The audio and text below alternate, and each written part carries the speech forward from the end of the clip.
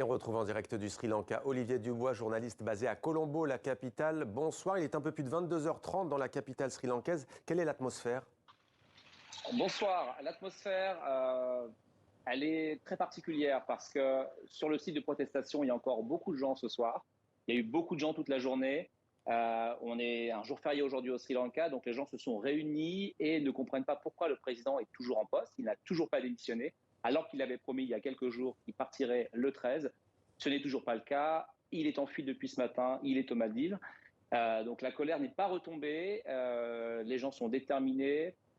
On a vu une population se diriger vers les bureaux du Premier ministre aujourd'hui et, comme vous l'avez tout à fait montré, envahir les bureaux et prendre possession des bureaux. C'est assez étrange parce que ça se passe dans la détermination, mais sans vraiment grande violence. Et les forces armées, la police laissent plus ou moins faire et résistent à peine. Il y a un Donc, couvre-feu? les bâtiments sont très vite. Il y a un couvre-feu. Officiellement, nous sommes en couvre-feu. Le couvre-feu est respecté par une grande partie de la population, mais pas par les manifestants, qui sont encore très présents sur les sites de protestation.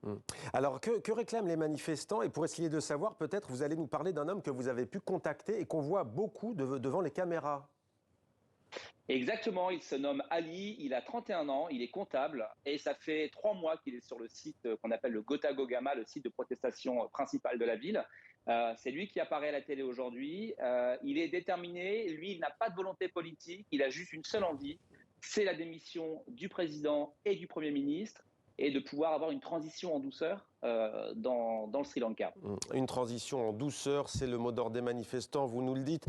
Quelles sont les dernières informations concernant le président démissionnaire? Situation, si l'on peut dire, ubuesque, hein. Il a quitté le pays pour les Maldives. Il devait officiellement démissionner ce mercredi, ce qui n'est toujours pas le cas. Effectivement, on lui a refusé 3 fois la possibilité de partir hier soir, mais il a pu s'enfuir ce matin très tôt avec l'aide des forces armées. Il est arrivé aux Maldives et d'après une source de la presse maldivienne, il serait sur le départ pour Singapour dans la soirée et il devrait normalement annoncer sa démission depuis Singapour, voilà, au conditionnel. Merci beaucoup Olivier Duflo pour TV5 Monde en direct de Colombo, la capitale du Sri Merci beaucoup. Lanka.